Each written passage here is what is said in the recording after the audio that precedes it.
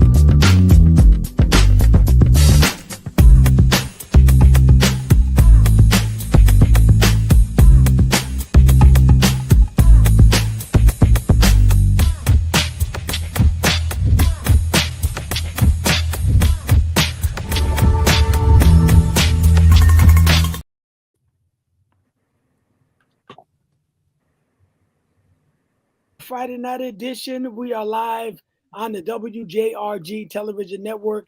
I'm Dr. Jerry Green, along with my good friend and the producer of this show, Big Don from Big Don Production. What's up, my brother Don? Everything good. Everything is always good. Laying back on that couch, man, looking good. All right, all the way in Frederick, Maryland, my brother-in-law, Larry Pierce. What's up, Larry? Everything's good. And every time this brother's on the show, every moment moves. Kendall Tyson. What's up, my brother? What's happening, gentlemen? All right. And our sports legend, Anthony McLean. What's up, man? But how you doing?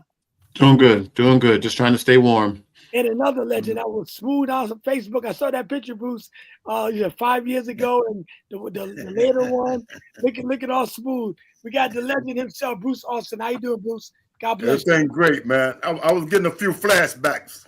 And also, who just joined us, one of the greatest pastors in the world from Basileia, having his pastor anniversary coming up, I believe, in March. He'll give us more details on that March, right, Pastor? No, pastor's anniversary is February 22nd. Okay, February 22nd. Okay, we got to get that flyer up there, too. Pastor Walter Teague, how you doing, my brother? God bless you. I'm doing well. Thank you. All right. How's everyone tonight? Good. It's good. We're going to go around the table with Larry in a minute, but I want to ask you guys a question I'm thinking about doing. I want you guys' opinion. I'll go around a sports legend award show, meaning that I want to do a show, not a show, like a program, maybe at Anthony's Ocean View or somewhere where we're going to honor some of our sports legends in the past and some of the sports people right now, like for UConn coach and different Yale coach. I want you guys input on who we should be honoring, but people like Alex Scott and Earl Kelly and Larry and some other the greats from the past and even the ones that's playing now. What you guys' thoughts on that? Start with you, Don. I think it's a great idea. I know where you're coming from with that, so I see it as a great opportunity to because a lot of the guys didn't get their due like they should, and we can open up something where they will get it. Right, and also I'd like to have a scholarship award too, where we give away a scholarship that night with a few sponsors. What about you, Larry? What's your thoughts on that? I think it's a great idea. But we need to get into it and actually have something, actually an award or something, to show that we are taking this seriously and that we're recognizing them, There you go. And it will be on television, of course, live on TV. Kendall, give me your thoughts. I think it's a great idea. We just got to make sure we don't forget anybody, because a lot of times, we might, we don't want anybody offended. I think it's an amazing, terrific idea along, hey, Jerry, you just added to your legendary status, man. We're just on for the ride. Heck yeah, this is great. But Kendall, we won't get everybody on the first shot, but we will get everybody. That's what I'm talking about. And listen, I think it's an absolutely amazing, fantastic, terrific idea. I think it's overdue. I mean, we've got some talent here. I think it'll be amazing and wonderful. I think and I mean, come on, we even have Tracy Claxton. Yeah, a You lot of know, we got some names out here. You know, yeah, we got Maurice Williamson. You got a Mo, lot of Mo. and the late Soup Campbell and Jake. Yeah. Anyway, go ahead, Anthony. Give me your thoughts. And I'll move on to Bruce and Pastor. I ditto to what everybody else said. I mean, it would be that. I think it would be tremendous. Maybe just our own little Hall of Fame. Sure. And you guys gonna host it too now. All right. I mean, I'm gonna get you guys to host the event. Bruce, give me your thoughts. Yeah, I think it's a win-win on both sides for the people that's being highlighted and for us, because for us it'll get our name out there a little more, notoriety. There you go. You know what I mean? And people will see our name out there and then tune into the show a little more. You know what I mean? Then the people that's getting represented, they'll appreciate it too, and they'll be known that they haven't been forgotten. Right, and plus at the event we could talk about the sports show and the ones who never even tuned in, they'll get a chance to hear about the show as well. What about you, Pastor Wall? Give me your opinion. Yeah, I agree. I think it's a great idea. I just think we would have to, need people like Kendall and Aunt Bob McCormick, that we actually, come up with a list of those that are worthy of being honored, and not just the names that we know, because there's a lot of great that have come out. You know what I mean? A lot of great that have come out of. Are we going to do Connecticut, or are we going to region? Because you got people like Walter Luckett that you probably don't even know about. You know what I mean? So there's a lot of people out there that deserve that kind of recognition. But I think it's like Bruce said. I think it's a win-win. Yep. Yeah. Well, y'all keep it in your prayers, because it was laid in my heart. Because we did the basketball league. When we were young. Like I said, Pastor, when we were young, we did the basketball league. And I just found my plaques, because we just got the building now. So I was getting my stuff. I said, man, I got to put up on my wall. I got to put my degrees and stuff up there. I was going through there. I said, wow, Men's Christian Basketball League treasure. Yes, I just found all my plaques and stuff. Yeah. I only got one championship trophy, and that's when the Christian League with Agape Christian Center, and Walt was the coach, and we won that. We won that series, boy. And Bruce, I was just as happy as LeBron James when he got. Hey Jerry. I was in the Christian League too, and I retired from being a player. I think I'm a full-time Walt as commissioner, so I don't know. I can't remember. Yeah, man. Yeah, we was down there on the television thing, and we had the kids out there. We had some legends too. We had Donald Fleming in the league, and we had the other kid that played for UConn, was playing for Union Temple. So we had some people out there, man. Yeah, Larry Kelly. We had Jim Fleming, and the thing about it, we had it in the newspaper too. I'm looking at right now, even with our sports show. I know the newspaper is not big right now, but I'm really looking at trying to get our sports thing on other networks as well. I'm talking about as sports reports, what's going on in sports. All right, Larry, come on, let's start the show, man. I know you guys. Hey, Jerry, I got one more suggestion. Go ahead, Jerry, to modify this, just came to my heart, so that we don't leave anybody out. We have like a good researcher in like an Anthony McLean and a Bob McCormick, and literally we can literally just start with the all-staters and all the all-Americans, just right there, at least a start. Because you're going to think we're going to have a whole lot of talent. But what we can do is, let's say we got an all-stater, and let's say they attend, and some of their team members, don't worry, I got it. It's in my heart, Jerry. I'm thinking. I'll write it all down for you. I got you. And I'm going to give you a call. I got it. And also, if I wasn't real busy myself, I would like to do a sports talk, like a newsletter that we do our own sports report, with like the Bill Belichick situation, have our own daily sports talk newsletter where we talk about our own sports every day, what's going on in football. But I need young people for that. I got to get young people that's like editors that wants to, come up with sports reports, and to be the sports talk newsletter, daily newsletter with our own sports topics. All right, that's something we can talk about. I'll get with Anthony on that one, and we gotta get young kids involved, Anthony. You know, that got the time Sure. and the energy that can make it work. Go ahead, Larry. Let's do our Hey, thing. hold on. I'm sorry about that. Hey, Pastor Walt. Yes, sir. Listen, Habakkuk chapter 2, verses 2 and 3. The vision is The gonna vision. come. Once you just lay us out with a prayer on this thing that Jerry's got, because I'm bursting inside. Go for it, Pastor. It will not tarry. It will come to pass. We Go thank ahead, and praise brother. you, Father God, for continuing to give our leader the creativity and Yeah, continue to give him that zeal to want yeah. to go forth in excellence. We thank you, God, for excellence is forever progressing. We thank and praise you, Father God, for continuing to bless him, wisdom, knowledge, and understanding, and oversight to be able to see the vision in the long run. And we thank you as we commend this idea into your care. We know that it will come to pass. In Jesus' name, amen. Business is Amen. business. That's what I'm talking about. All right, go ahead, Larry. I'm sorry. All right, Larry, come on, man. Let's do our thing. Okay, I want to start with Bill Belichick. I know Yeah, last man. week Yes. we just hit a little bit about it, but since then it Yeah, exploded. I missed it. Okay, Yeah. Jimmy Johnson talking about he was going to take his jet down. He's going to boycott it. We got a lot of other people going to boycott the event. I think we talked about the NBA watering down the NBA Hall of Fame, but I think this is going to be a direct hit on NFL Hall of Fame if they don't get this corrected. Because if you don't put Bill Belichick in as the first round Hall of Famer, there's only 58 Super Bowls, and he got 8. He's been to 8 of them. I mean, that's just like nobody should be put in there.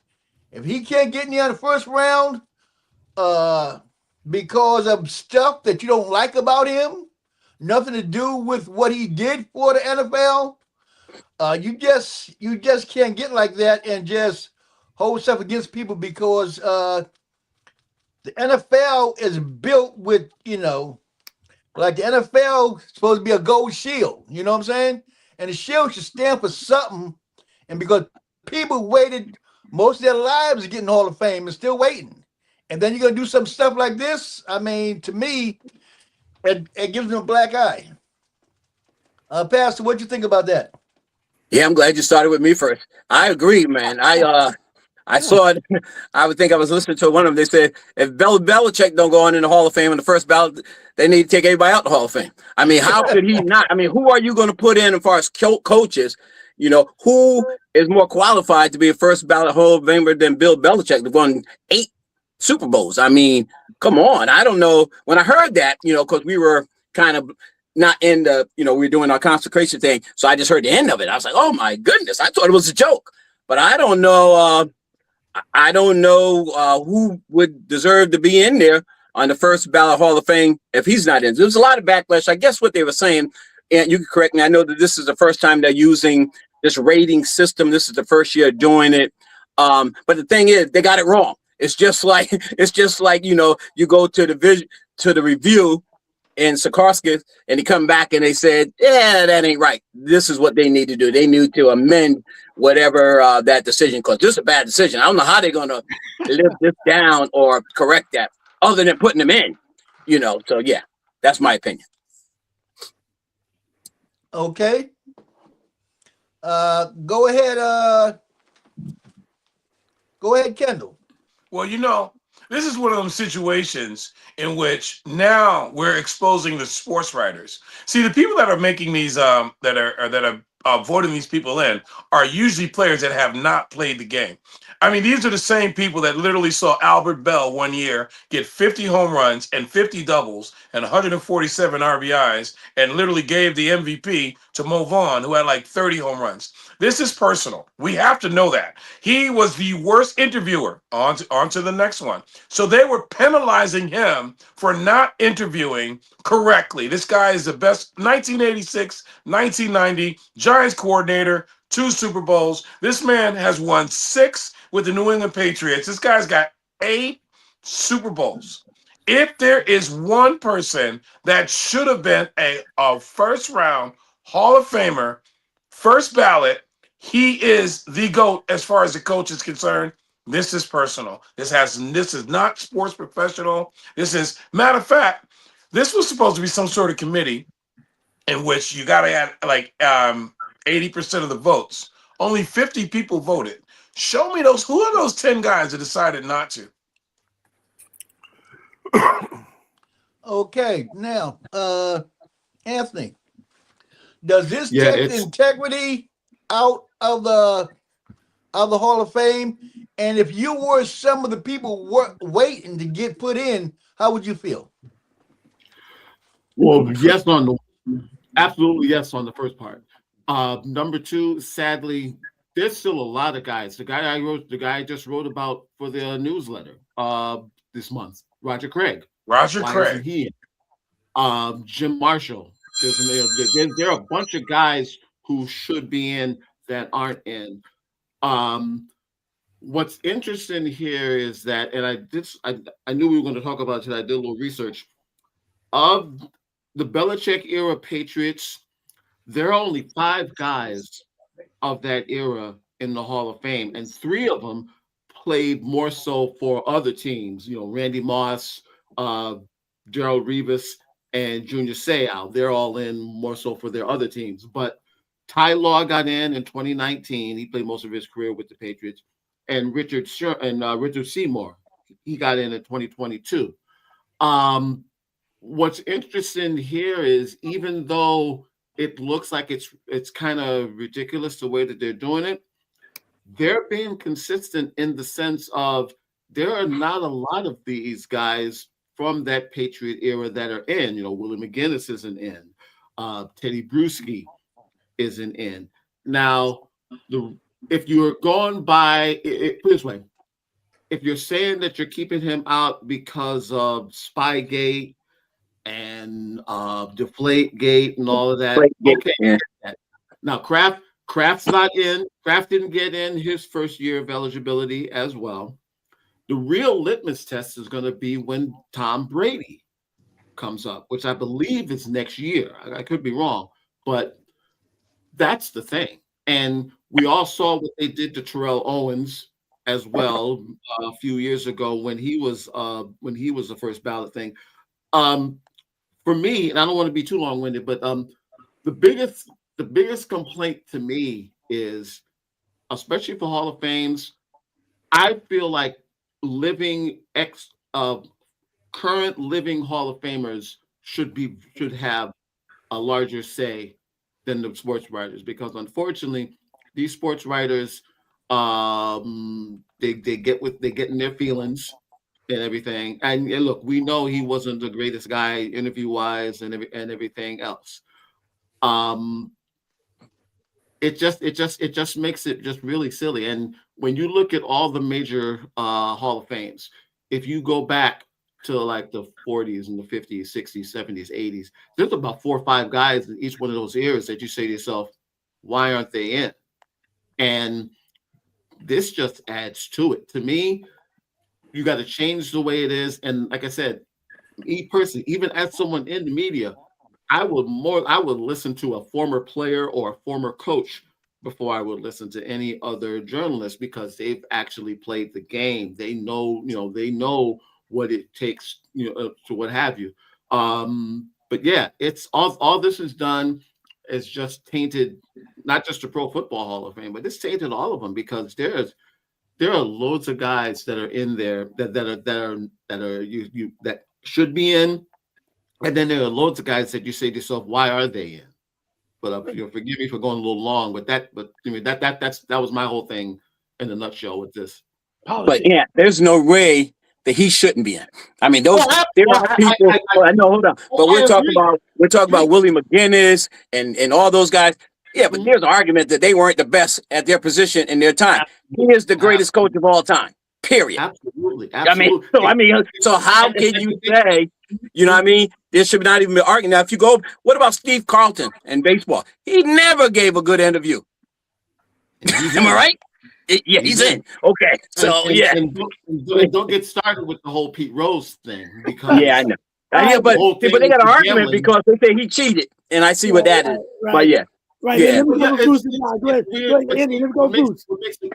What makes it worse is that now they're in bed with DraftKings and FanDuel. That's the problem. Right. Man, go ahead, Bruce. Go ahead, Bruce. Yeah, I agree with everything everybody said, but sometimes it takes something drastic like this to happen for them to make a change. You know what I mean? Like everybody else that got, that didn't get accepted. It was a little something behind them, but like Walt said with Belichick, it's nothing. It's nothing that should keep him out. So this is considered a drastic measure that shouldn't have happened. So now they might make that change and get this thing right, get it out of the baseball writers' hands and open it up a little bit so it'll be more fair. Because like somebody else said, when these guys are the ones interviewing them and they don't really want to interview them, they hold that against them. And that don't really have nothing to do with the game. Right. You know what I mean? All right, go ahead, Don. Well, when I first heard about it, I guess I'm behind the times there. Yeah. I just thought that it was all part of the politics like they always do. And I thought for sure he was going to get in, but when he didn't, I wasn't even surprised. I was like, oh, well, that's another one. He will get in. That's just the way I looked at it. He won't get in this time, but he will.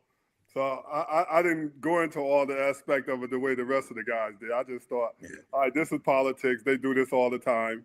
So he won't get in this time. He'll get in next time. And I just let it go at that. Oh, okay, Don, but a point that Anthony made, okay, now when Tom Brady turned to be eligible to get in, now if he gets in, what's the difference between him and Belichick? Even though Tom's the player and Belichick's the coach, both of them won together. They won the 6 together. What will be the difference between Tom Brady and Belichick then, in your opinion? Well, I heard when he mentioned that, we got first see Tom Brady get in. When it comes to politics, you just don't know with those guys. If Tom Brady don't get in, but don't share with us. So I never even thought about, Tom Brady might be in on the first shot either, because them guys just do what they want to do. But listen for a second. If Tom Brady, we already said Bill Belichick now, but if Tom Brady don't make it in on the first ballot, then something is really, really, really wrong with it. That's like saying Michael Jordan wasn't going to make it on the first ballot. Something is really wrong with that system. But Jerry, they'll have it straightened out by then. They're not going to take 2 hits like this. They're not They'll have it straightened out by time Tom get ready to go in. There you go, Bruce. All right. So Tom will be in. All right. Yeah, I think that got a lot to do with what Ant said. That's a good point about the deflate gate, and even because the first year that they beat the Rams player were adamant that he stole their that he was at the practice. Marshall Faulk always did not gave him his accolades because they said they cheated. So those things, the Rams were adamant about that they stole their plays and they had their playbook and all that stuff. So that could be a reason. So like Ant said, let's see what happens. They got to hold that same criteria for Tom Brady though, if they did it for Belichick, because they were married. They were married in this thing together. You know what I mean? Don't forget what Bruce said, they're going to change it by time Tom get in there. You don't believe that? Oh, yeah. I think they got to change this. I mean, They do. if Belichick don't get in, then Tom can't get in. If they married, if they hold this against him, they got to hold against him. That's my point. That's what I'm trying to say. Hey, but don't forget, they accused Tom Brady wanted Tom to wanted the air taken out of the ball too. That's what he's talking about. Deflate gate. Yeah, that's what he's talking about. Deflate gate. Yeah, but they and spying on and spying. We haven't even mentioned that's still in science, right? the Raiders lost with the tuck rule. The tuck rule, no doubt. That started the whole thing. Yeah, but you know what? I never understood. I never understood what was the difference in stealing signs and watching film. You know what I mean? When they watch the other teams play, I never understood that. There's a lot of difference. The signs done during the game. Yeah, the thing is, Harbaugh just did the same thing. He sent his assistant when he won the title, and he was in disguise. Yo, ain't that? Yeah. He in disguise at the practice, watching them practice. There's a big difference. To go back in and don't equate to this, where I remember my son played for the Steelers way back in the day, and I remember they played in the championship game. Man, I forgot where it was at, but I was in the stand as a parent, and my son was number 45. And I'm in the stand, and I can hear everybody say, they're going to run a sweep. 45's in there. And I said, what? And it's, what's the coach? My man, the big guy that was a CO. I can't think of his name. Anyway, Wells. Coach Wells. Yep. Yep. So, and then he said, wait a minute, 45's in it. They're going to blitz. And I'm like, what the heck? And so the parents are out there and they're talking. It's like the coach got all their plays. So I go to Coach Wells and I said, they're calling your plays every time you put my son in. They know what he's going to do. And they wouldn't even listen to him. And they lost. They didn't go to, they lost in the championship game. And they were like, they got all the plays. So it's a difference. It's a difference in scouting and knowing the plays. Hey, Walt, let me ask you a question. Is that why in football, when the coaches, when they put cover their mouth and all that? Yeah, Exactly. that's why they do that? That's why they do it. Yep. Of course, you got people in the stands with binoculars, and all kind of gadgets now. All kind of gadgets now. That's why they cover their face and look. Oh yeah, they had lip readers and everything. I remember everything. Listen, I'm gonna tell you, lip readers over there. Everything was going on. Not even that.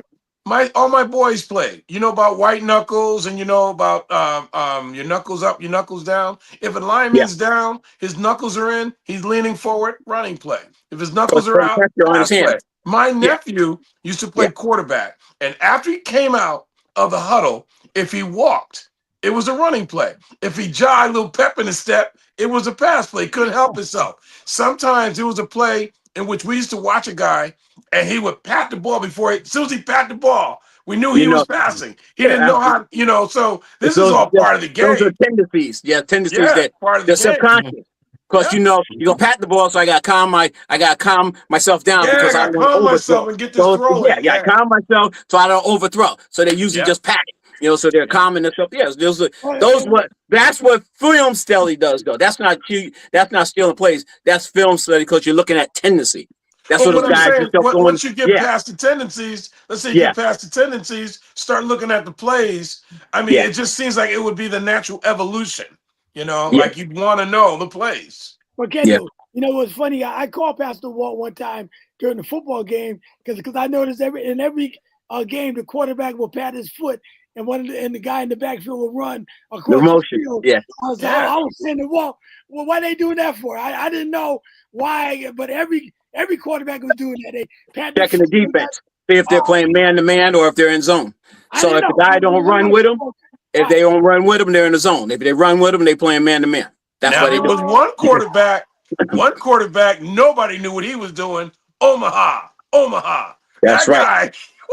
Guy, woo! That's why Tom Brady said that he was better than him because he had total command. Brady said himself, that he had total control of the offense. Total control. Offense, he had no tendencies, no weaknesses. Yo, man, I used to watch him. But you know what that is, Kendall? Huh? Consistency. He did the same thing every time. It was a run play, a pass play, a punt. He said the same exact verbiage. The same way. Time. All right, Larry, what you got next, man? Okay, next thing I want to talk about the Jets coach Glenn. It just been brought out that he fired 7 coaches. Yeah. 7 coaches. And then after that, the offensive coordinator walked out on him. Wow. Now, being a coach, you can't fire everybody and expect to win. You got to sit down, you got to develop coaches. You just can't fire them, Now I think the Jets are thinking about, can he really handle this job? Because firing coaches doesn't make your team better, okay? Development coaches make your team better, And I think it's just a little bit too much for him right now because anytime your offensive coordinator just walks out for no reason at all, after you fire 7 people, I mean, it seems like it's a little bit out of control. Anthony, what do you think?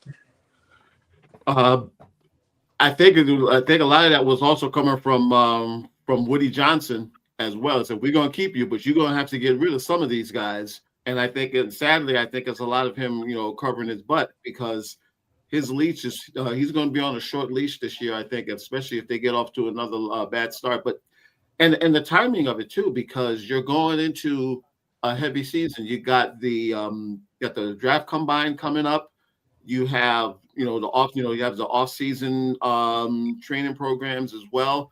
And again, it just speaks to just how really bad just bad organization. The Jets are as well. So yeah, I know it's a little early, but I wouldn't be surprised if Glenn winds up being one of the first coaches fired come 2026. Donald, do you think he will make it through halfway the season if they don't start off good? No, because it don't sound like you had a real plan. If you're gonna fire 7 coaches, you need at least 5 or 6 more all set to go behind. You need a plan. I didn't hear nothing about a plan. All I heard was firing people. And I think the offensive coordinator, he figured I'm next, so let me get the heck out of Dodge. That's all. Okay, Kendall, what you That's think? just him blaming everybody for his misfortune. He's just blaming everybody and just saying, you know what? And he's going to put together his own team. Half a season, he's gone next year. He's out. It's a culture. Who does that? Let's think about this, just period. Who does that? Who gets rid of everybody? A person who's trying to disconnect himself from whatever happened last year. Nobody stays. He's got to go. You got to go. All right. Go Okay, on, pass the ball. Yeah, I'm with you. I don't think he'll be. I think he's the first out next year. I'm surprised. You know what? But sometimes, the worst mistake you could be in anything, business or anything, is keep riding the ship that you know is going in the wrong way. That's what the Patriots did. They got rid of, and the same thing. The Jets. He's a legend. He's one of their own. They hired him like they did with the Patriots last year when they should have hired Vrabel anyway. But he got rid of him. He didn't say, "Okay, we're going to sit on this same trajectory." They got rid of. They cut bait, as they say. Paid them, and let's get on to a new one. But yeah, that's firing everyone. But I don't know if he inherited all those guys, or did they, or did he hire some of them? Of the 7, I think he inherited 4 of them. Yeah, so I see that then. Yeah, they wasn't his. They were forced upon him when he took the job and said, "Okay, look, these people are staying. We're gonna hire you, but you got to keep them." So if that's the case, what Parcells said, right?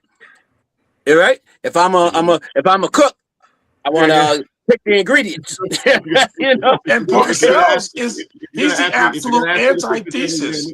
Groceries. Yeah. Go ahead, Kendall. So what you say? Parcells is the absolute antithesis of this. There are so many people that came from the school of Parcells that excelled. Period. I would believe, I'm not sure, Anthony, maybe I'm going to look that up myself. We can check it out. I'm thinking he had more impact on more coaches in the NFL. Most of his coaches ended up going on to be head coaches. It's either him or Lombardi. Of course, Vince Lombardi, yeah. But I'm saying, yeah, definitely. What's your next topic, Larry? Okay, my next topic is the Vikings. The Vikings fired their GM because they said letting go of Donald was one of the dumbest mistakes they could have made. And they didn't do this after Donald going to the Super Bowl. To me, I think that's a little bit too much.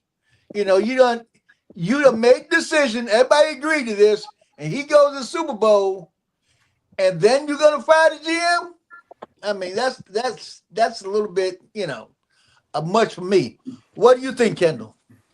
Well, how about the fact that they have no playoff wins since he's been the general manager? None, period. And letting go Sam Darnold for nothing. Yeah, I mean, that's another one of them pass the buck guys. I mean, what do you say? First of all, the main stat, no playoff wins as a general manager. Has there ever been a general manager that's had no playoff wins? So if you got no playoff wins, you have no job in the NFL. But I would fire you at the end of the season. I think they just cut bait right now. I wouldn't wait till Donald go to Super Bowl. But Larry, I think, you know what? Larry, but then again, Donald's in the Super Bowl. How many people are looking at him like, you let this dude go? You know what I mean? After a while, you're watching it on television. We had him last year. Do you know that he and Drake May are number 1 and number 2 in yards per attempt? Now that's throwing it down the field. And Darnold showed off this year. I mean, we just knew he was going to fall off after Minnesota. He balled out, especially after that 3 or 4 interception game, and his team gathered around him. That boy went off. I kept watching him. I never chose him to win. This is the first time I'm thinking they're going to win a game. I was 0 for everything, and that guy did really well. Well, Larry, I got a question though. Why did Minnesota get rid of Darnold? And it was 14-2, something like that in the regular season, even though they lost in the playoffs. Why did they get rid of him? They thought he'd melt under pressure. That was their theory. Okay. And until Donald started showing up under pressure, then in the back of their mind, they're saying, hey, we were stupid. I mean, but when it went down, it was a good decision. You know, everybody patting us back. We did the right thing. But when everything collapsed and Donald kept winning, you know, hey, that's when it started festering. But okay, I got you. All right. I just asked that question. All right. What do you think, Anthony? Convenient scapegoat, pretty much, and it's all in the timing, because this, you know, if you fired him, say, at the time when the playoffs started, I could understand it, but now it's I mean, it's almost, this is like the worst case of buyer's remorse you could ever have. They're looking at it like, you can almost literally see the meeting. You see that kid's in the Super Bowl? We had him. Get out. Crazy. Whew. Yeah, I agree. I think that now that, like you said, he's in the Super Bowl, it makes it, even if that wasn't their intention, that's what it looks like. It was like, wow, you know, look at that stupid move we made. But last year, with Bishop's not on here, I told him, man, that was a bad choice. I mean, Donald had, here's your thing. They drafted McCarthy in the first round. So instead of letting him sit, Donald balled out, but is he going to do it again? That's the first time he had done it. He did do it again, but they was like, we're going to have to pay him all this money. He's a free agent now. It wasn't like he was under contract. So they either had to pay him all this money and to see if he could do it again, or to go with this kid on the rookie contract that just won a national championship and see if they could ride that. It didn't pan out right. They made the wrong choice. And Darnold, he was praying for his career, because if he would have turned into a pumpkin this year again, like we all thought he would, he'd been done as a starter, you know? Mm-hmm. Especially if he would have lost to the Rams, because the Rams took him out the playoffs last year. The first game this year, he had 4 interceptions. Second game, he had 4 interceptions. So he had to beat the Rams, and he did. And now he proves that he's worthy of it, you know? So Walt, let me ask you a question, Pastor. So last year, like I said, he was good with Minnesota. Mm-hmm. This year, he's in the Super Bowl. If he wins the Super Bowl, where would that take him at as a quarterback? In these modern day quarterbacks with Pat Mahomes, Josh Allen, and Lamar Jackson, all these great quarterbacks, where would that put him at if he win the Super Bowl, and plus what he did last year with Minnesota? Where would that put him at as the quarterbacks of today? You asking me that? I'm asking you, yeah. He's still down there with Baker Mayfield, as far as I'm concerned. If he win the Super Bowl. Boy, you rough, boy. You rough. No, I'm just looking at, you can't, because you know what? But this is what I was talking about too when we were talking about the awards. You can't just do that, and that's what happens. We're getting that right now. But overall, where is he at? You know, he accomplished something. He had a great 2 years, but in the whole body of work, as they say, he's still, to me, he'd be still like Baker Mayfield. I mean, he's better than Dak. I gotta get that because Bruce came back. But come on,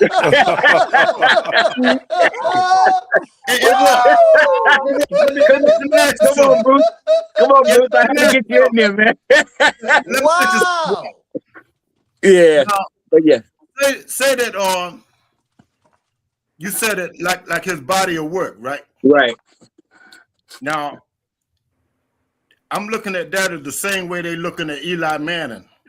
Okay. Mm-hmm. Mm-hmm. Mm-hmm. Yep. His whole body of work, other than them 2 Super Bowls. You know, so I think you're on to something with that. That whole. I like that.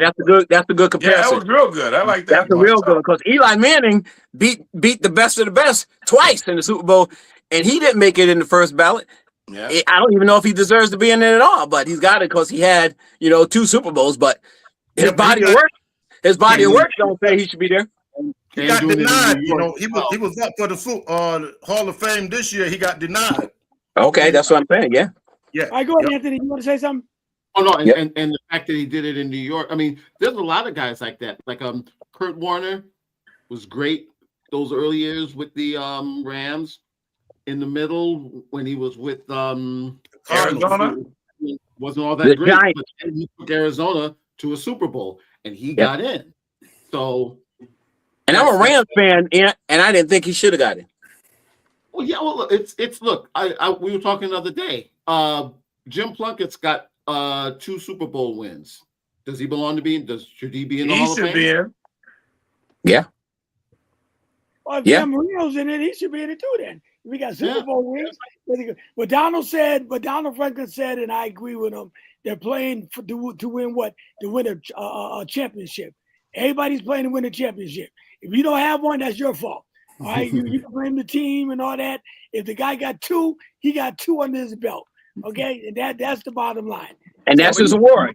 He don't deserve to be in the Hall of Fame, but he got 2 Super Bowls. So He you deserves to decide. be in the Hall of Fame. No, that's not what you said. Anybody You get can say there, that about get Eli those too. rings, No. He wasn't a deserve. great quarterback. Listen, No. let me talk about Donald for a minute.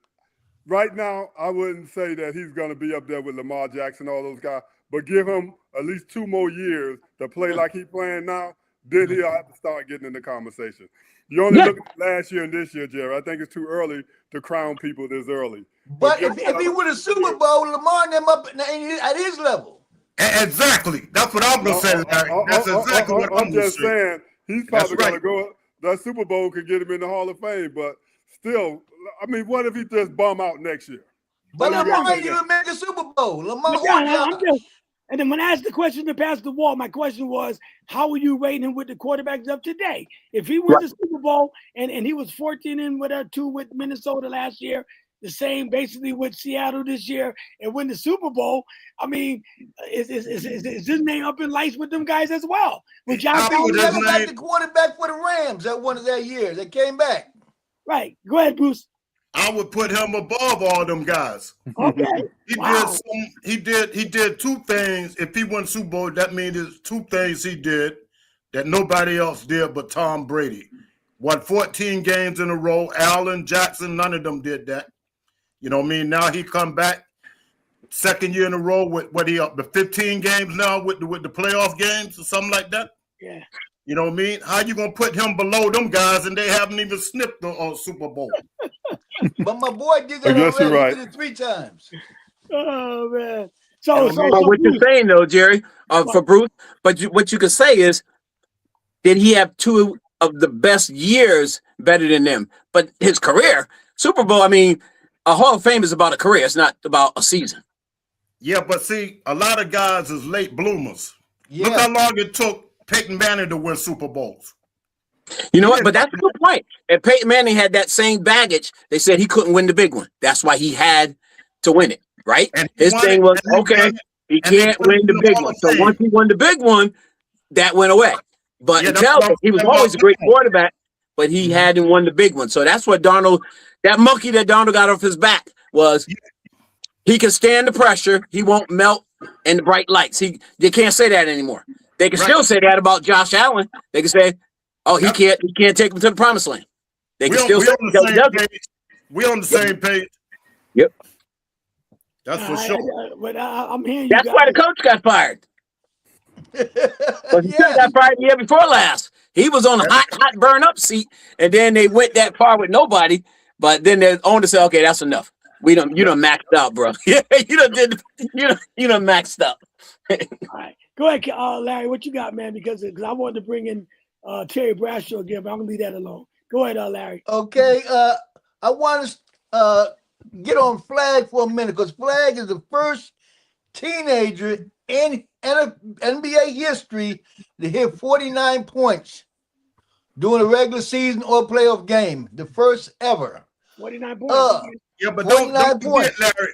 Don't forget that it wasn't many guys that came in the league at his age, so that don't really hold no water. As a You know what I teenager, mean? LeBron came a lot younger than he did. Okay, No, he didn't. No, he didn't either. Wasn't no lot younger. not It was a young. He couple. was he wasn't older. They was a But couple of months. They was a couple of months apart. But what I'm I'm saying talking is, about a teenager. Okay, yeah. But I'm saying that's what I'm saying. It wasn't many teenagers that came in at 18 back then. That's why it's so easy for LeBron him to James hold came this in. record. Hold on. Hey, Bruce. You got Jermaine O'Neal. You Yeah, got a whole bunch of guys. Kobe Yeah, you Bryant. got Kevin Garnett. Yeah, but Kobe you Kobe know, Bryant. Kobe Bryant. Bryant. You Yeah, a had whole bunch of J.R. people. Smith. You had a whole Darryl bunch of guys Dawkins. coming in. yeah, Darryl but them Dawkins. guys, they wasn't 18. They wasn't 18. This We guy talking came. about 18, 19. This guy skipped this senior year of high school. We talking about any 18 or 19. Yeah, but I'm Go ahead, saying. Bruce. Give him his due. Cooper Flag is a bad boy. He's a Hey, bad Bruce, boy. you the one who called him out last year too. Let's You give the him one his who put due. him on the map for He's a us. bad boy. Oh yeah.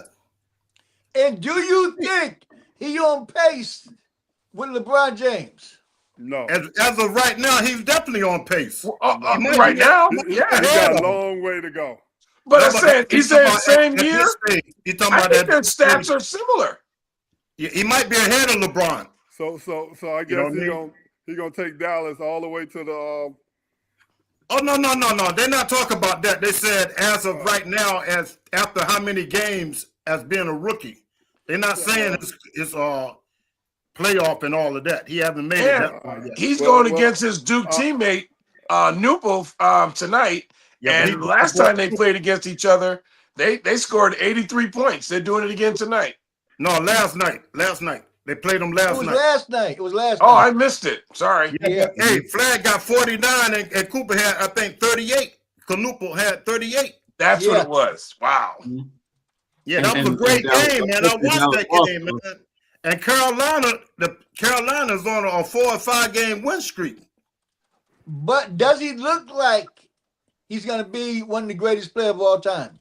Oh, no, he's gonna be one of them. He's one of those special guys that come around every so often. He's a And he's generation playing a player. point. I mean, he's playing the whole game. He's not just scoring. This guy is playing a full game exactly the same way LeBron did when he came in. There's no different. LeBron not doing nothing no better than what this guy's doing now. Hey, bad You know what I boy. mean? The scary thing is when Kyrie gets healthy, what they'll do. I know. Yeah, but you made a point there, and this guy doing it with no help. No Anthony Davis, no Kyrie. You know what I mean? Old man. Well, it's from similar to Golden what. State. Yeah, well, it's similar to what LeBron did.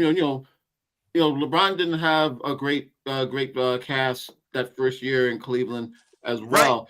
It's I think the thing that's different with him is that usually, with the exception of like say a Grant Hill and a few others, a lot of these Duke kids they take a while to develop in the NBA, but he's come in from day one and has really dominated. I mean, barring injury or whatever, maybe it's a little premature, but barring injury or something crazy, he's probably going to get Rookie of the Year by just pushing out the rest of the year. Down the road, let's pump the. I mean, he looked on the surface, he looks like he's going to do some stuff, but you always got to pump the brakes because remember, the rest of the league is going to have a whole off season to say, okay, let's see what we can do to curtail him or whatever. But if he takes his game to another level that second and third year, then you've got somebody special. But yeah, he's on the surface, he's looking tremendous. Yeah, but I think a lot of people thought he was going to be. Yeah, and don't forget that during the Olympics time, he was one of the guys that practiced against the Olympic guys, and they said then that this guy was special, the way he was holding his own. You know what I mean? I think he was 17 then. Hey, I got a question. I'm going to change gears, Larry, for a second. Derrick Rose, all right, he just got his jersey retired in Chicago. How will you guys rate his career? Start with you, Kendall. How would you rate Derrick? I think he has a shot at being the first player ever to get the MVP in the regular season for the NBA and not make it to the Hall of Fame because it was cut short. Now, when he played, he was one of the fastest players on the court. He was one of the most athletic players on the court. But unless they give him what I'm going to call the Gale Sayers exemption, Gale Sayers had enough, exciting plays so that when you see him, his stats are nowhere. He's like way down there, but he was exciting. I believe had he stayed, he would have been a Hall of Famer.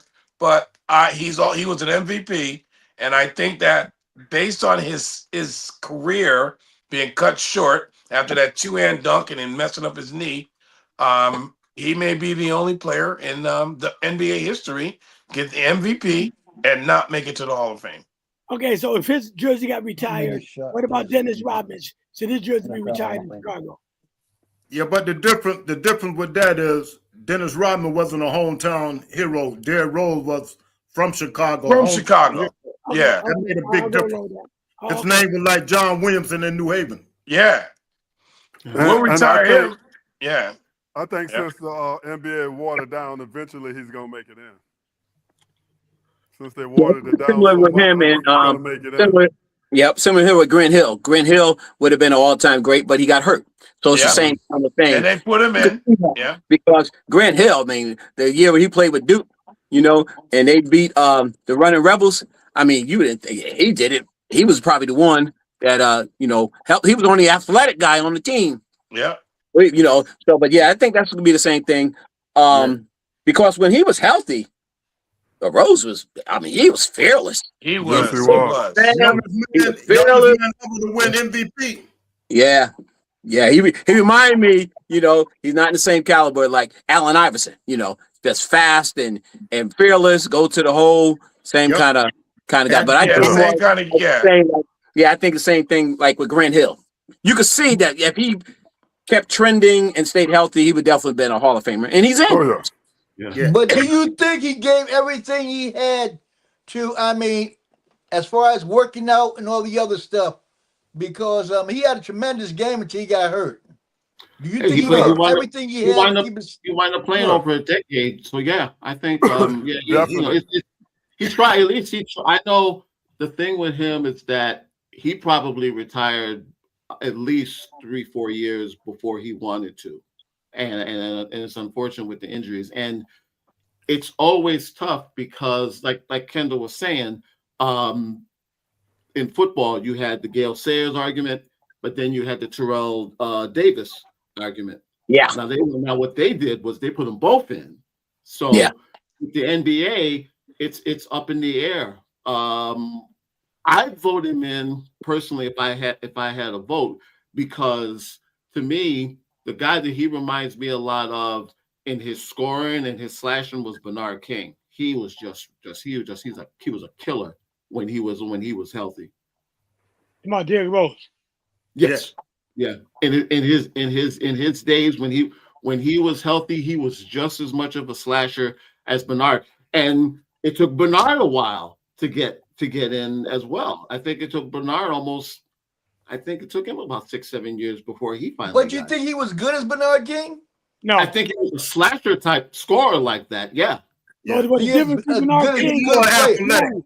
Larry, He was more athletic than Bernard. And Derrick Rose in the playoffs, they put LeBron James on Derrick Rose, and LeBron shut him down against Chicago, Miami. Miami won the next 4 straight. When they put LeBron on Derrick Rose, he shut him right down. Shut him down. Big guy, 6'9" over what 6? Right.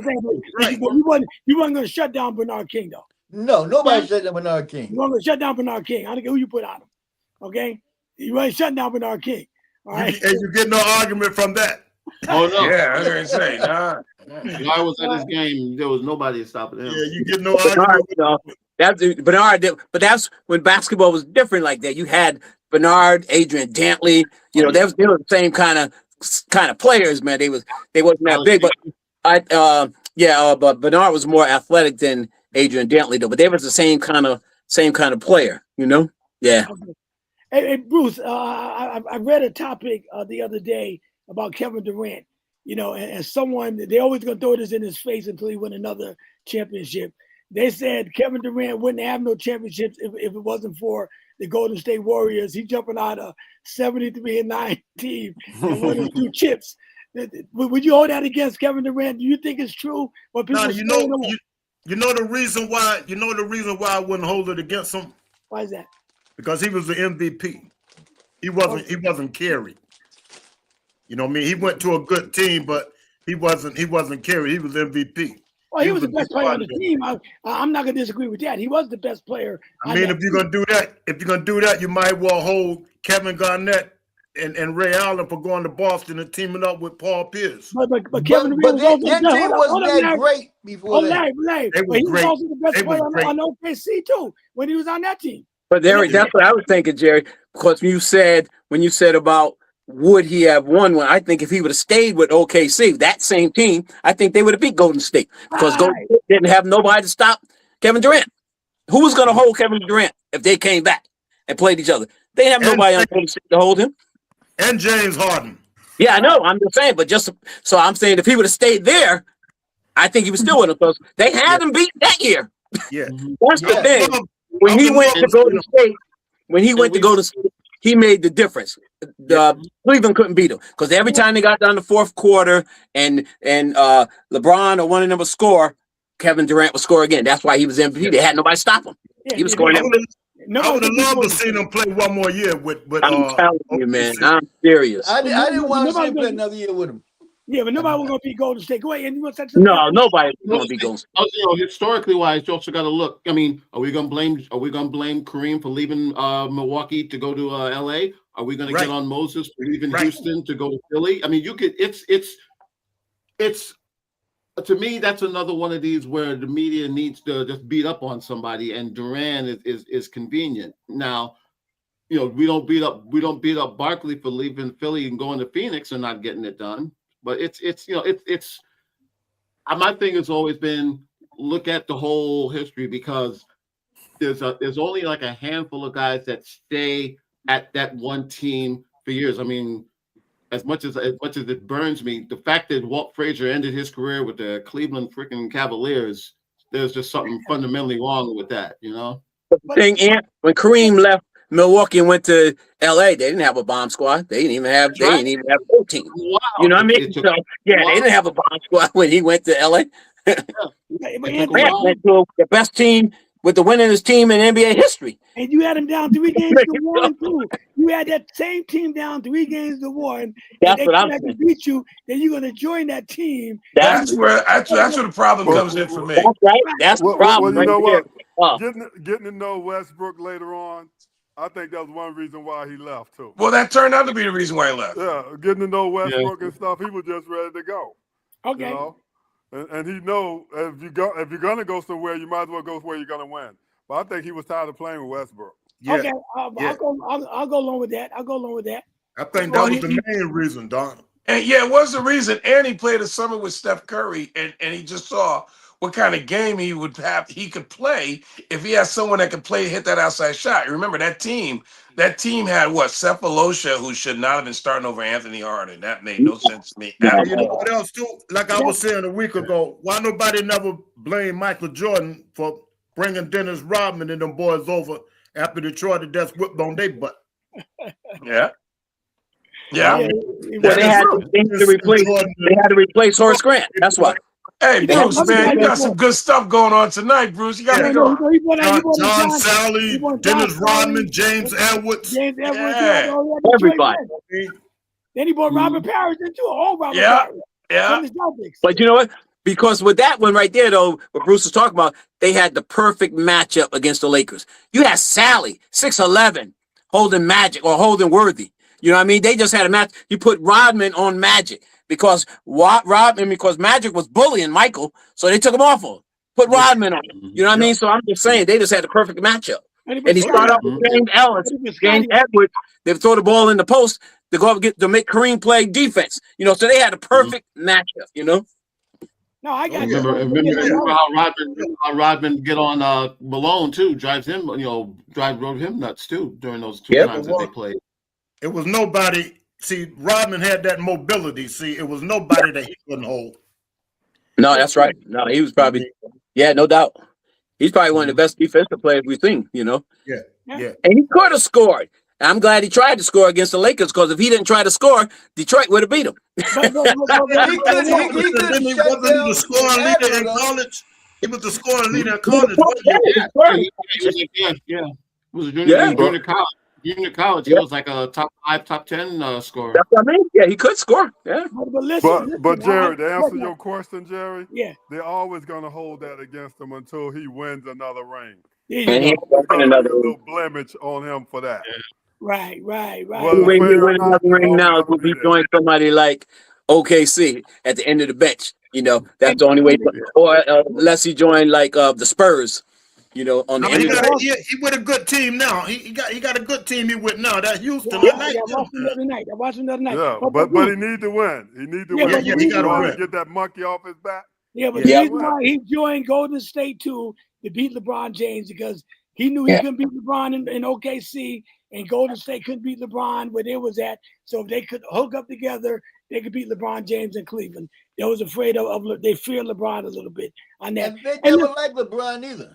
Right. Larry, who's a better rebounder, Moses Malone or Dennis Rodman? Somebody had that on Facebook today. A better rebounder. That's a big one. Remember That's they a called good- Moses Malone. Hold up, they called Moses Malone the chairman of the board. Yeah, no, that's a good one. So, That's a good one, man. I don't know. yeah, who's a better rebounder, Malone or Dennis Rodman? I say Dennis Rodman. Dennis Rodman Moses. got around a whole lot of people. I'm going with Moses. Who you got, Larry? Dennis Rodman. He was Oh, a Moses feisty. Malone.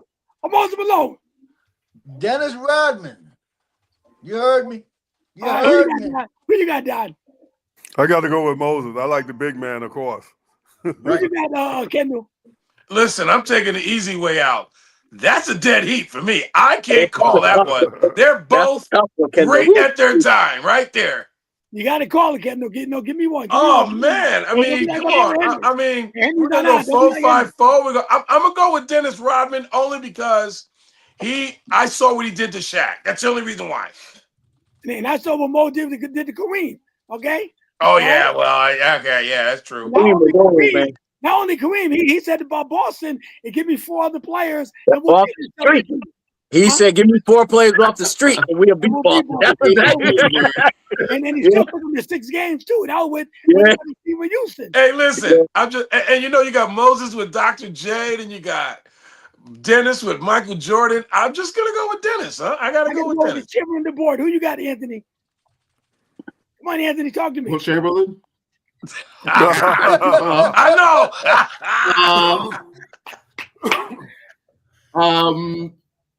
I gotta go with Moses on this one. Chairman of the board. I just Kendall, he's the guy that he did it so natural. That I know. He would get 18 rebounds and give you 30 like it was points. nothing. I know. Like yeah, I gotta go with Moses Malone, man. Moses You know what? Listen. I need to literally strengthen my reputation for a bandwagon jumper. 4-5-0. I jumped right out the car. I didn't even get down the street. I'm going with Moses. No, man. Dennis Rodman's not a bad choice, man, because Dennis Rodman was a bad boy. He was. Yeah, I would go with Moses too, man. You can't go wrong with either one. That's I know. But that's all Dennis did was just rebound. Remember, we haven't even talked about Bill Russell yet. Dennis I know. Rebounding. Moses Malone. Yeah, I think. But the thing about Jerry, the thing about we just said rebounding though. You said that's all he do because all around player, Dennis Rodman can hold anybody on the court. Moses Malone can't. Right. But Malone can score more points. Hey, look at this. Look at these stats. Moses Malone won 6 rebounding titles. Dennis Rodman has won 7 consecutive rebounding titles. Hello. You want 7? Well, you can't go wrong. You can't go wrong with. Yeah, Moses Malone won 6. Dennis Rodman won 7 consecutive titles. Consecutive. Yeah. Yeah, but see, the difference with that, Larry, is when Moses was playing, the league was dominated by big men. Yeah. We ain't talking about who was playing. We're talking about titles. No, you gotta look at that. It's the same way. It's the same way they say now that the NBA is weak compared to back then. See, they said that you couldn't hand check and all that now. That's why everybody's scoring. So you got it when you talk about big men playing against big men, you got to give it to Moses era because big men was dominating the league back then. That's the reason Sam Bowie and Elijah Wall was picked before Michael Jordan. But back then you had a lot of big men during the era when Rodman was out too. No, but they wasn't no big dominating men. Larry, that's one of the reasons that I don't hold Shaq in such a high level for me, because being that big, he was never a dominant rebounder, ever. You know, well, I seen what Rodman did with him. I seen what's the guy from Hakeem Olajuwon. Look, no, the guy from, I ain't talking about nobody size. What about Ben Wallace did to him? Oh, yeah, Ben Wallace, Ben Wallace, 6'7". He killed him on the boards, man. You know what I mean? So that's why I don't hold Shaq in that high esteem for that right there. Because he Shaq was a beast this time. Shaq was lazy, Larry. Shaq was lazy. That's the Kobe. He was lazy, true, but he still was a beast. He was a beast. He should have 50 rebounds against Ben Wallace. What in the world you let Ben Wallace bully him like that? Come on. Shaq was out there trying to be a police officer, man, in the offseason in Miami. Hey, Walt, wouldn't bully. He wouldn't have bullied Chamberlain like that. Well, Willis Reed did, but yeah. Mm-hmm. That's true. Yeah, Willis Reed was different. Willis Reed was different. Yeah, he was only 6'9". Chamberlain he was in the mob, though. Willis Reed was in the mob. Oh, Larry, stop. But you know what? Shaq was never much on defense. He just wanted to dunk the ball. He really worried more about offense than he did defense. But that's what Shaq never had was I mean, I don't want y'all to think I'm hard on Shaq, but that's what Shaq is. Shaq, I mean, Donald, he was an oversized big guy that bullied them guys that he could, but that's why Kobe didn't give him the ball, because he said Shaq didn't work. I mean, I would have took Darryl Dawkins over Shaq. Wow. I would have taken Shaq all day. I would rather be Shaq than Darryl Dawkins, bro. No, bro, Larry, the difference between the rest let him play. Every time Darryl Dawkins touched him, it was a foul. Shaq a bully, he would bully the Kevin Mutombo with the elbow. Better believe it. If they'd have gave Dawkins the respect they gave Shaq, right, he'd have dominated the league. Shaq made NBA work for him, though. They showed Shaq when he dunked and broke the rim instead of showing Dawkins. Exactly. Started it before Shaq even came. Better believe it. Shaq and Dawkins shattered it. Shaq broke the rim. All the rims that Dawkins broke, they didn't show none of them. Right. But you know what? That's fine. But I mean, I'm thinking, well, Dawkins the same way. He didn't dominate on the rebounds either. So I would take Shaq over Dawkins, no doubt. But I'm just thinking that was my thing. That was my thing. Far as I don't hold him when they talk about the greatest of all time and those things.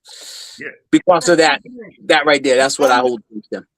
The only reason I would take Dawkins over Shaq because Dawkins had a nice mid-range jumper. You know what I mean? They got a picture of him with Bill Walton holding him, and Bill Walton's head is at his stomach, and Dawkins shooting that jumper, man. That was the advantage he had over Shaq. That was good. I don't know if I take him over Shaq though. We never actually got to see a lot of Dawkins for the simple fact every time he grabbed the ball, it was traveling. There was offensive foul. Every time he got the ball, it was something, man. Yeah. They never let him play. They didn't never let him play. Did he play anyway? Wait, say Larry.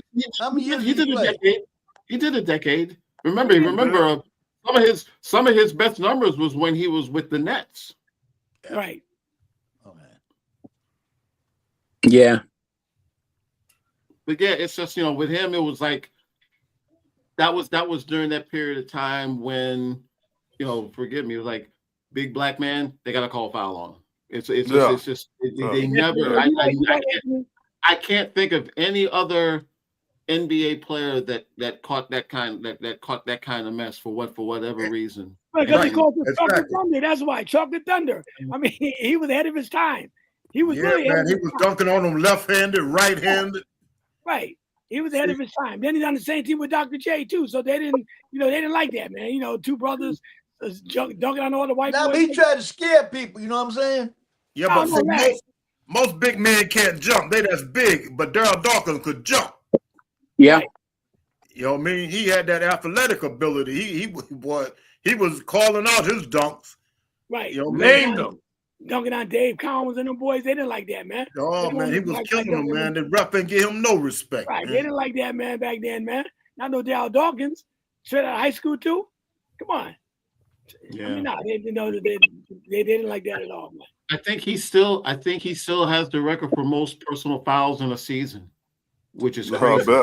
I'll bet. That's crazy. I'll bet. Almost 400 fouls. That's nuts. Yeah. Yeah. Darryl Dawkins. Yeah, his career average is 12 points a game. So how you gonna take him over Shaq?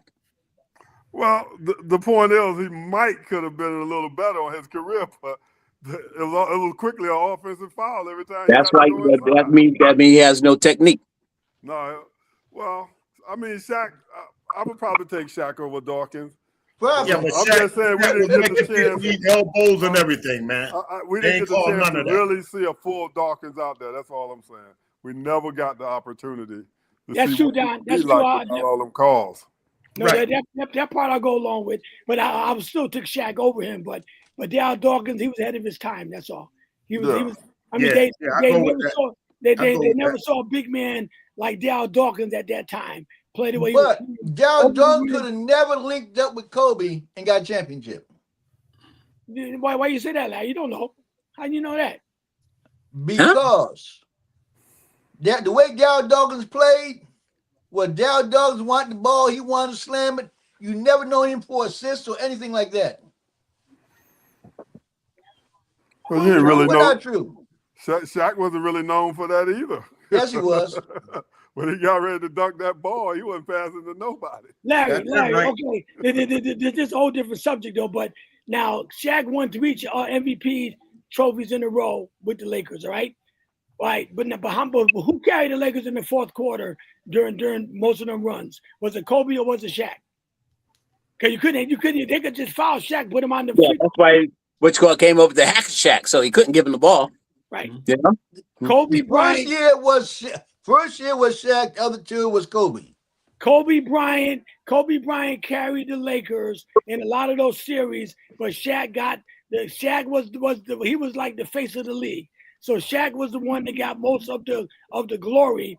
But even against Indiana, when Shaq fouled out, and Kobe told Shaq, "I got it." He told Indiana crowd, he told him to be quiet, and Kobe shut the crowd down and scored all them points because Kobe was capable of scoring. Even when Shaq was out one time, Kobe scored like 40 points, 10 games in a row when Shaq was hurt. That's the kind of player that Shaq had, like a little Michael Jordan, that we don't give enough credit to. Kobe carried that team a lot that he didn't get credit for. Yeah, but Jerry, you know what people don't never mention when they talk about guys like Kobe and Mike? They never talk about how many shots they took a game compared to everybody else. That's true. If you look at how many shots they took, they should have averaged 50 a game. Yes. Kobe wasn't as bad as Mike, though. Kobe wasn't like that, though. Yeah, Kobe would shoot everything. What do you mean he won't like that? He had to get the ball to Shaq, though.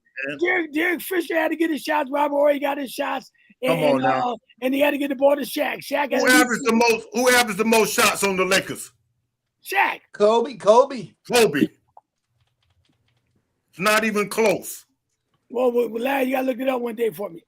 Okay, I'm gonna look it up. I have it ready for you watch the games, you watch them games, ain't nobody shoot more than Kobe. Phil Jackson was the coach, and was no way that ball was going to come down. Most of the offense started with Shaq, and that's when the guys got open. Like what's Pretty Boy? What was Pretty Boy name? Fox. All the boys got wide open shots because Shaq drew the double team, and the guys are wide open. Robert Horry, the offense came through Shaq. How you think Kobe got that name, Mamba mentality? After Shaq left. From shooting that ball. Yeah, after Shaq left, I'm talking about shooting that ball. He always shot the ball. After Shaq left, I agree with you. I'm talking about when Shaq was on the team, the offense came through Shaq. He took shots when he wasn't there. He took shots for Shaq when he wasn't there. He said, "I got it." If you look at every year that Kobe played for the Lakers, he led that team in shots taken every year. Well, you know why I have to agree with that, Jerry? Because they was mad at Kobe. Remember Shaq and all of them said that Kobe shoot too much, and Kobe said that's what they paid me to do. So obviously he was taking a lot of shots. No, I'm not Him saying and Mike both. Him and Mike both should have averaged 50 a game. no. Mike took a lot of shots. Mike definitely took more shots than anybody. Well, Don, after he left Shaq, I agree with you, but I'm saying when I'm talking about before. There's no way Before he Shaq. left. There's no way Shaq gonna let Kobe take all them shots and Remember Shaq, they was arguing and get out of fighting here, over man. that, Jerry? Yeah. No, we're gonna close the show. You guys now He you're took the embarrassing. most shots during Remember the they were Kobe fighting over Bryant that? era on You the guys Lakers. embarrassing the show now. Ain't no way Shaq will let Kobe, a young kid, Jerry, come not they take all were them fighting shots over like that. Huh? Hey, I They were got fighting that over for you. that. Kobe That was Kobe one of the Bryant biggest fights took- Kobe and He has the Shaq answer. had too. Because Kobe Larry had the got the ball, answer. Shaq didn't have it. Go ahead, Larry. Kobe Bryant took the most shots, 30,699. I'm not saying he'll take the most shots. I'm not saying that, Larry. I'm talking about when him and Shaq Is that played. was that the first quarter or the second quarter that he took all those? Yeah, He but took the most shots ever. Larry, listen. The man scored 81 points. He shot, and that game, I think he shot 45 shots. Come on. That's He more should than have the had team. 100. That's more than the team. Because the average team. 30,000. No, but I agree with you. I'm saying when he ain't no way Shaq gonna let no little 17, 18-year-old kid come out take more shots than him when they play together. Now you guys embarrassing the show. Shaq was the center, man. Shaq couldn't stop Kobe from taking shots. That's right. It was First up of all, to Shaq Kobe to didn't get the start. ball to Kobe Shaq. didn't start the first 2 years when he went to the Lakers. First of all, he That's didn't true. start. We Hey, all Jerry. talked about when he was playing, right? We all All right, talked about when that. he got in Hey, the Jerry, game, yeah. Name me one team where the center averaged more shots than a shooting guard or a small forward. The Patrick Ewing guy, he had more shots than his guards. Ain't nowhere in the world. That's why John Starks went 2 for 19, right? Patrick Ewing, that Greg. I Come on, remember man. now, Bruce, you're Come a on, Knick man. man. You know the center don't take more shots. Bruce, you're a Knick man. Patrick Ewing started yelling at Greg. What's the guy? Greg, the point guard. Greg Anthony for taking 3 shots in a row, and he didn't get that ball. He made him sit down on the bench because Patrick Ewing said the ball come through me. Yeah, Jerry, Yeah, but that wasn't gonna happen with Kobe and Shaq. That wasn't gonna happen. Hey, let's ask our analyst there, Anthony, who took the most shots, Kobe or Shaq?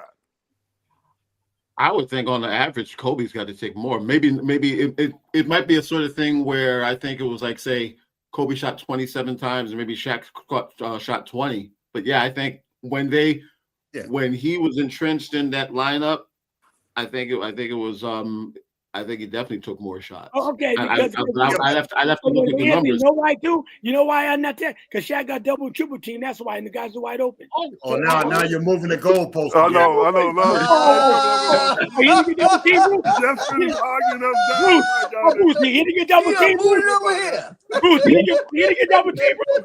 We'll buy that, Jerry. We'll buy it. Bruce, don't buy it for me. I'm asking you guys a question. Did Shaq get double team a lot? Yes or no? What that got to do with Yes or The no? question, Jerry, is Yes, you yes just or no, arguing Bruce? us down. Did he get double team? I'll answer your question, Jerry. Yes, he did. But you know what? We know what offset that though. The Hacker Shack.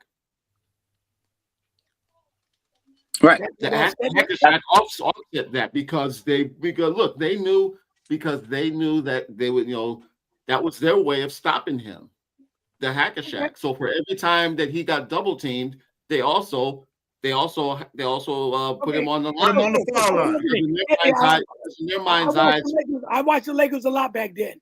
All right, you had Rick Fox in the corner. You had Robert Ory in another corner. You had like Derek Fisher. All them guys. Now, how them guys get all the wide open 3-pointers then? What happened? We're not saying that Kobe shot everything. We saying that he took more shots than anybody. Okay. And the difference between Patrick Ewing and Shaq is Patrick Ewing was out there shooting them jumpers when his big butt should have been down low. You know what I mean? So you can't compare Shaq and Patrick Ewing. Sure, Patrick Ewing shot more shots than anybody else. And Patrick still averaged more rebounds than Shaq doing that as well. And now you're not Patrick Ewing now, man. Now you jumping on Pat now because he was. No, we doing facts. You don't think how many jumpers you see Shaq take compared to Patrick? But he wasn't a jump shooter. That's what we said. You talk about how many shots Patrick took. Brad was He a was better a jump shooter. He was. I That agree. wasn't no jump shooter. That was David Robinson. He was a jump shooter. No, he wasn't no jump shooter. He could shoot, Derrick but did he Robinson shoot as was. many as Patrick? Olajuwon had a He jump shot a shot. lot of jumpers. He The only shot a one that didn't lot have of a jump shot was Shaq. Shaq was the only one that didn't have a jump shot. All right, Shaq had a little baby hook. That little Yeah, little but baby come hook. on now. Nobody shot as many jumpers as Patrick Ewing playing center. You know that. Well, he was really power forward, to be honest. No, he was a center. He was a true center. He played defense. He rebounded. Patrick Ewing was a true center. Only thing, he thought he had a jumper. To But me, he never got a championship. yeah. Right. To me, he was like a Kevin McHale a little bit, but he was just more. He just played the center position. Kevin McHale was a power forward. Patrick Ewing was a true center. His specialty was defense. That's what true centers do. See? And he had Oakley as a power forward. Right. No, Ken, I understand. Kevin McHale, there's no way in the world Kevin McHale could have played center. But Kevin, can I ask you a question? If they would have somebody like Moses Malone in the middle, Patrick Ewing couldn't play power forward. Yep, he sure could because he had that jumper. That's my whole point I'm trying to say. Yeah, but you talk about could have. He played more the power forward position than he played the center position. That's what I'm saying, Bruce. No. The way he made up for it, like Kendall was saying earlier, he rebounded, he played defense. But that's all they had was him. That middle up. That's all they had was him. Only difference, he had a jumper. He had a jumper, right? Okay, listen, it's 7:21. I'm not keeping you guys all night. We can be at 8 o'clock. I'm home, man. I ain't got nowhere to go. Keep you guys all night, but now we're arguing about Patrick Ewing now. How do you get in the conversation? Oh my God, Patrick Ewing and you brought him up. That's right. You brought him up, Jerry. no, Bruce brought him up. Don't No, you brought him up. No, you Bruce said, brought him you up. take all them jump shots. You said you brought him up when you No, I didn't brought bring up it Patrick up. Ewing. You want me to play it back? Calling for the ball. Exactly. But Yeah, run it back. I'll run it back. You got a bad case. You got a bad case of amnesia. No. You're just trying to put Patrick Ewing into the compared to with Shaq and all that. He was a jump shooter. Shaq didn't have no game, man. That's all. No, I'm sorry, bro. No, you brought it up because you said which center took more shots, and you said that Patrick Ewing took more shots than his guards. Exactly. He did. That's how his name got in. That's how we got in it. That's how he got in it. And he did because he got mad at Greg. What's Right. his name again? Greg Anthony. Greg Anthony. Yeah. Was coming out gunning, and he was. But that's what we saying. So you put him in the I equation. brought him up. Okay, no problem. I brought him up. And then Patrick Ewing, I still say, was more of a power forward than a center. Even though he played. You For the amnesia. Knicks, You for the got Knicks, he was a amnesia. center. I ain't got amnesia. No, You got amnesia. You don't have amnesia. You got a bad case. You got amnesia. Jerry, one question: Who was who also played center for the Knicks for Patrick in his rookie year? Bill Cartwright. Cartwright? And who did they get rid of? And it's me you're talking to, man. Right? I know what I'm saying, but they got rid of. But they wound up getting rid of. But they wound up getting rid of Bill Cartwright Cartwright because of that. Yeah, but Mr. don't Bill. forget. And Cartwright went over to the Bulls. To the Bulls. Don't forget when they had Cartwright, they had Marvin Webster too. You know, they had them twin towers. Yeah, for Kendall, who they traded for? Who they trade Bill Cartwright for? Charles Oakley. Charles Oh, Oakley. yeah, you're right. Bruce. Oakley. Yeah. Yeah, and that trade worked out better for who? The Bulls. Did Cartwright get a ring? Bulls, yeah. Yeah, he got 3 rings. Cartwright got 3 rings. He got 3 rings. He was on the first. How many Oakley got? None. None. I did. Who it turned out better for? Well, if Oakley would have stayed with the Bulls, he would have got a couple rings. No. Ain't Why no not? ifs. Why not? Because Cartwright gave them offense in the center position. Oakley couldn't do it. So did Luke Longley. He came Horace offense Grant too. was the power forward at that time. Luke Longley, Jerry. Huh? Sure he was. Better than Luke Longley. But I'm saying, Sure but he Luke was. Longley got 3 too. So I mean, it don't make a difference. So Yeah. Bill Whittington too.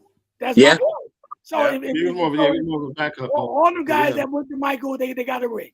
Most all the guys. That's because only thing they had to do was play under the basket. Mike And was you taking don't want all to John Sally. You don't want to John Sally and Edwards. They got a ring too because of Michael. Yeah, John but what, Sally got a ring in L.A. too. Yeah, and so did the guy from Boston, the center. He got another ring. He got more than Larry Bird now. Robert Parrish. Robert Parrish, He yeah. played with Michael Jordan. So all them guys got rings when they played with Mike. yeah, but see, Mike brought them over to do the dirty work. He was gonna take all the shots. You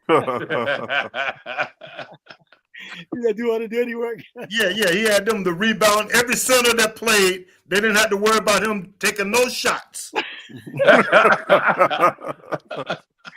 Yeah, they never wanted a shooting center. No, they ain't never won no shooting center. Patrick, you couldn't have played with them. Oh my God.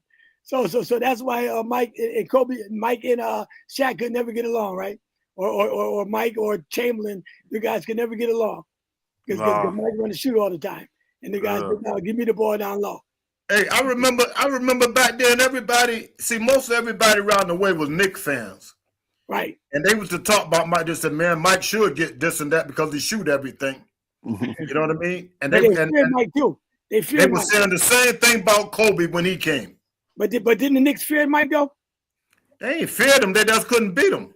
They fear him, Bruce. Yes or no? Well, listen, Gerald Wilkins. He used to have his way with Gerald Wilkins. You gonna tell me they didn't fear Mike the way a schools feared John Williamson back in the day when Mike came in that garden? No, I wouldn't say they feared him. They know they had to beat him, but I wouldn't say they feared him. They know that they had to do what they had to do to beat him. They know they couldn't come out there half stepping.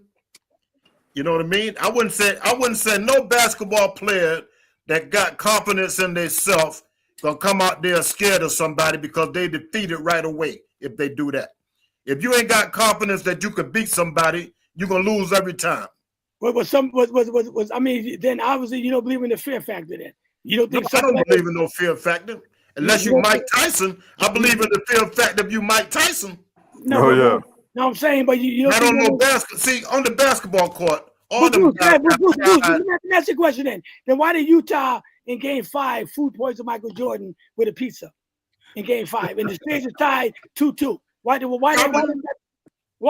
the same reason that Belichick was still in science. No, we ain't talking about Belichick.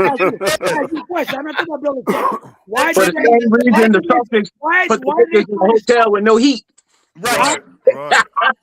Why they try to stop Michael Jordan, Bruce, from playing? That's because they know what you're capable of doing. That don't mean that they scared of you. They just got to do what they got to do to stop you. So no basketball player gonna come out there and say, "I'm scared to go up against Jerry." No, I'm not saying they're scared. I'm not saying physical. Well, what's the fear factor? What's the fear factor if you're not saying they're scared? Bruce, then why didn't when Barry Bonds was in the World Series? Why did they pitch to him? Why they because they knew what was going to happen. And you want to hit a home run. That's why. They fear what he can do. They fear what he can do. That ball. They feared what he can do, Bruce. That's my point. I was the Yankees that feared Big Papi. Yeah, we got to go. Before we go off, I got a quick question to Anthony. And anyway, they got boxing coming on tomorrow, lightweight. And First Take was making a big deal out of it. Are these guys going to be worth watching or what? Yeah, Shakur Stevenson. Yeah, absolutely. Shakur Stevenson is good. Oh, yeah. Yeah. I definitely will. Yeah. Because I'm not really into lightweight boxing. Oh yeah. You'll like this one. Big match. You'll like this one. Yeah, Shakur Stevenson is good, man. Yeah, no doubt. I saw the highlights. Pay-per-view. Get yourself some popcorn. You'll be. ESPN, they saying. He another pretty boy though, Don. You'll like him. Yeah, he another pretty boy though. Pretty boy. All right, yeah. I'm gonna close this out, man. I know it's almost 7:30. I know you guys got to go. I know Bruce said he got all night, but Bruce, we got to run. All right. Yes, sir. I don't want to keep these guys all night. Father, we just want to thank you for another sports talk on this Friday night edition. Thank everyone that's viewing us tonight, and thank the panel, Father, for their commitment every Tuesday and Friday, Lord. We just want to give you all the glory, Lord. Continue to bless this broadcast, Lord, as we go forward. And we are talking about doing the Sports Legend Award show, Father God, to recognize some of the ones that paved the way for us, Lord. So we just want to give you all the glory tonight, and also bless my brother Henry and Bishop and those who couldn't make it, Bob McCormick and everyone tonight, Father. We give you all the glory and all the praise as we meet again Tuesday coming up with some more sports talk, Lord, so you get glorified. In Jesus' name, Amen and amen. Amen. Amen. Amen, gentlemen. Donovan, we didn't even run the commercial.